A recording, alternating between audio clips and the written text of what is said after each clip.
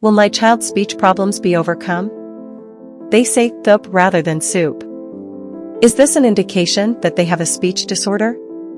Are they going to require speech therapy? Will they be able to grow out of it on their own? These are the few most commonly asked questions by concerned parents. Although there are no clinical tests to identify whether your kid is a late talker or has an actual speech impairment, a comprehensive speech examination is the most conclusive answer to whether your child will ever outgrow his speech issues. How much time does it take for your kid to recover from a speech disorder? The time it takes for a patient to recover after therapy varies depending on their disease and the treatment style. The severity of their condition determines the capacity of people with persistent impairments to heal. More than one 4 to 8 week therapy session might result in some positive results. 3 factors determine if a speech challenge will be overcome to decide whether to proceed with therapy. The parents and speech therapists must carefully consider each issue, commonly done in conjunction with a speech screening or comprehensive assessment. 1. Severity factor. Let's pretend that a misarticulated R is the only sound your kid has trouble with. If the kid is still in kindergarten or below, you should usually take a wait-and-see approach. However, if self-correction does not occur after 6 months, you should be more inclined to visit a speech therapist and start home-based therapy.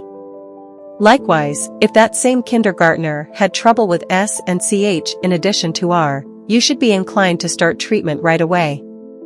2. Age factor. From a motoric, movement-based approach, speech is the most sophisticated thing that humans perform daily. As a result, it's not unexpected that developing correct, fluent speech takes time for the average youngster. How old is your child is probably the first thing that each parent should consider. Certain mispronunciations are relatively common. For example, it is common for a 3-year-old to pronounce walk instead of rock. However, determining the child's age is a delicate balancing act. Early intervention, according to research, is critical. However, you would not want to meddle if the kid corrected his mistakes on his own. 3. Family history. Another factor to examine when determining the severity of a kid's misarticulations is if the child has a history of speech problems and speech treatment and whether speech faults run in the family.